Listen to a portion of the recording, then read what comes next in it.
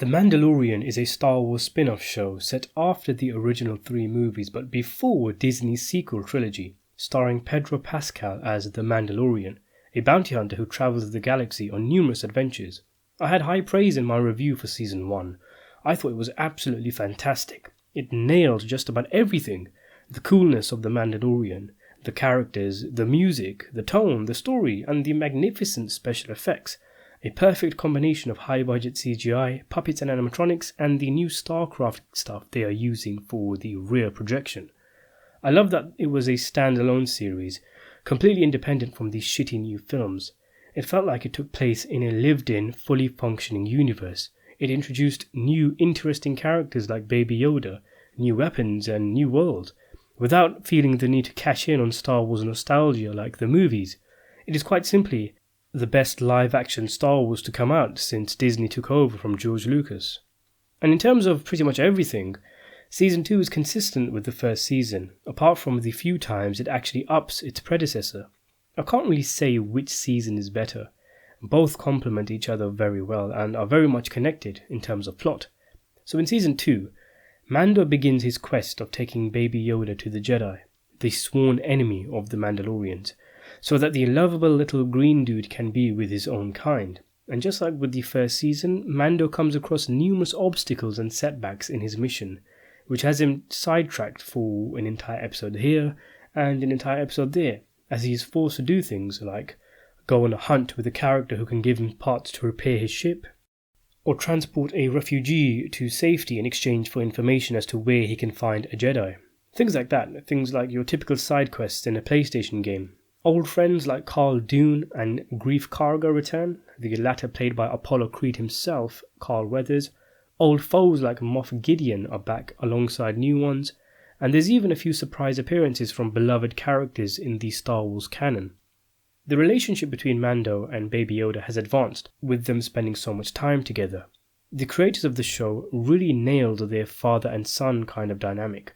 The kid reminds me so much of my own children, and there's little scenes here and there between the two that seem so true to real life scenarios you find yourself in with your own kids.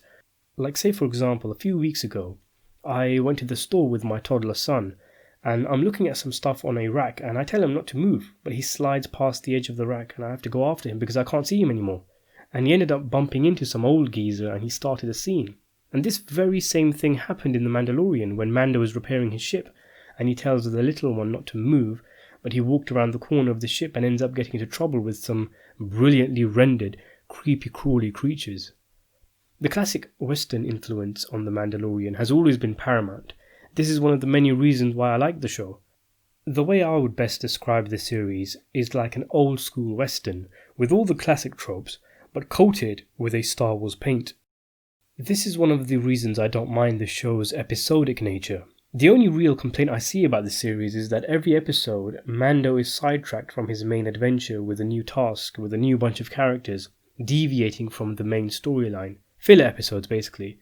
But this is exactly what it was in old westerns. Like say Clint Eastwood's bounty hunting man with no name character in the Dollars trilogy, one of the Mandalorian's biggest influences. In the first film, he rides into town and plays two families against each other. In the second, he's going after some bank robbers, and in the third, he's looking for a grave with cash in it. It's always something new, something different, and in each of those films, he gets sidetracked with different wacky adventures, even ending up in the Civil War in The Good, the Bad, and the Ugly. And The Mandalorian wears its Western influence proudly on its sleeve. It's nowhere better showcased than in the first episode of Season 2, which has Mando travel to Tatooine to look for another Mandalorian, a desert planet that's appeared in a lot of Star Wars films.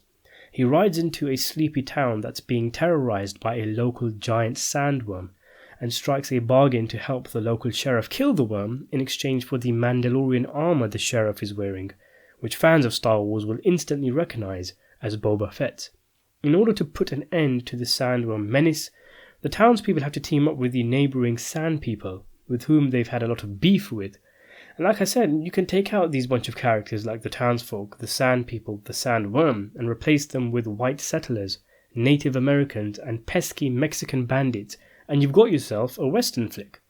And there's a huge bonus in the casting of the sheriff, who's played by Timothy Olyphant, who of course played the lead role in the brilliant Western TV series Deadwood. The special effects for the sandworm, much like most of the effects in the show, were remarkable.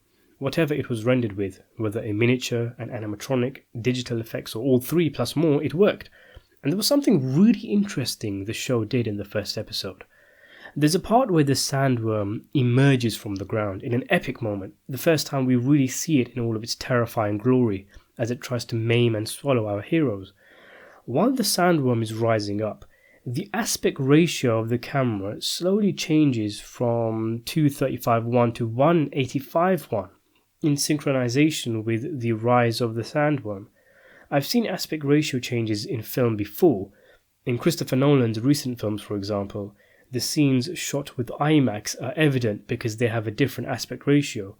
Wes Anderson's The Grand Budapest Hotel played around with aspect ratios to establish time periods and timelines. But I don't remember ever seeing a movie or show change the aspect ratio mid-shot in order to enhance a scene's power.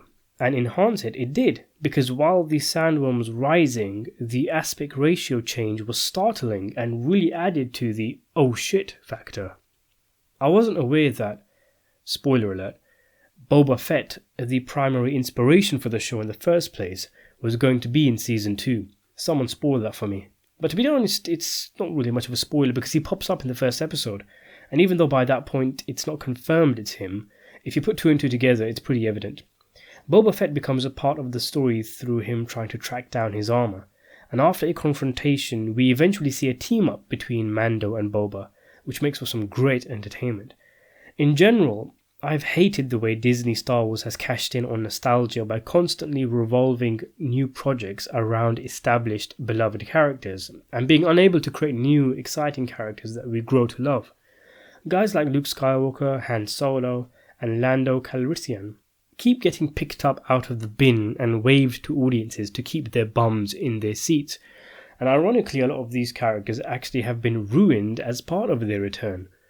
I'm guessing The Mandalorian utilizes old stories, which I think were canon in Star Wars Legends, about Fett escaping the Sarlacc pit he fell into in Return of the Jedi to bring him back.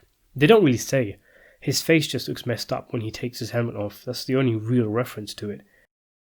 But the return of Fett is a nostalgia cash grab that works, for a variety of reasons.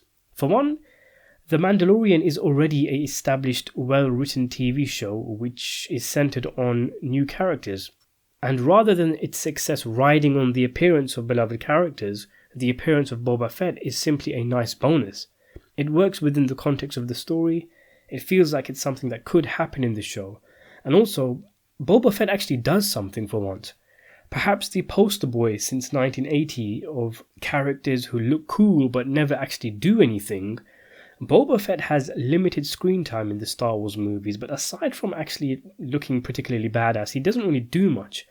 And most of the really cool stuff associated with Boba Fett takes place away from the movies in comics and games and stuff, without going over the top, but retaining his badassery and sense of mystique, whilst at the same time making him vulnerable, as all characters should be to an extent. The Mandalorian finally gives Boba Fett his moment. We finally see him in action, instead of posing all the time. And in particular, there's a very cool scene where he single-handedly takes on a regiment of stormtroopers, which I rewinded several times because it was so awesome. Boba Fett's return has been teased since season 1, and there have been 2 failed movie projects which attempted to give him his own standalone film, but he's finally here in all his awesomeness, even though his belly is clearly a bit bigger. In fact, now that I think about it, in the old comics they show Boba Fett blowing up the Sarlacc from the inside. That's how he's supposed to have escaped. So in a way, the show has already showed us how Boba Fett survived the Sarlacc pit, because in the first episode of season 2, Mando does something similar after he's swallowed by the sandworm. I love the fact that, given certain things Boba Fett says and does, the show has fully embraced the Star Wars prequels, instead of trying to pretend they don't exist like the Disney movies kind of did before Emperor Palpatine showed up in the last one. And getting the guy who played Boba's father Jango Fett in Attack of the Clones, Temuera Morrison, to play him was a perfect casting choice. Morrison is basically the face of the Fetts and the clone troopers, voicing them in almost everything, from the original Star Wars Battlefront 2 game, the Republic Commando game, And George Lucas even had him redub the original Boba Fett dialogue from the original Star Wars films for their DVD release about 15 years ago. It looked like Temuera Morrison, getting on in the years and eventually growing old without playing Boba Fett, was going to become one of cinema's and TV's great crimes, like John Wayne and Clint Eastwood never making a western together, something which the latter did try to make happen, or Martin Scorsese and Al Pacino never working together until they finally did, with The Irishman, or Sylvester Stallone and Arnold Schwarzenegger never being in a film together until of course they did. There are some things that are too perfect to pass on in cinema, things that need to happen, like William Dafoe playing the Joker, and Temuera Morrison playing Boba Fett is one of those things, and I'm glad it happened. And this being set after Revenge of the Jedi means there is no issue with Morrison being so old, plus his face is messed up and battle scarred anyway. He does a good job playing him as well, much better than Michael Biehn, for example, of Aliens and the Terminator fame, who's in one episode as a military commander, and I was really looking forward to him being in the show, but he didn't really have that much screen presence and wasn't too impressive. There are a few other characters that return as well. One in a cameo that is a nice touch but not nearly as effective as Boba Fett due to some uncanny valley in the de-aging CGI. This part would have been better, I think, with a lookalike actor. All in all, Season 2 is a treat, a fine addition to the Star Wars universe, and I look forward to where they take this in future seasons. I just hope they don't get too tempted in connecting the Mandalorian characters and story to the main Star Wars films and characters too much, because I think that would be the start of the downhill of the show. Thanks for watching.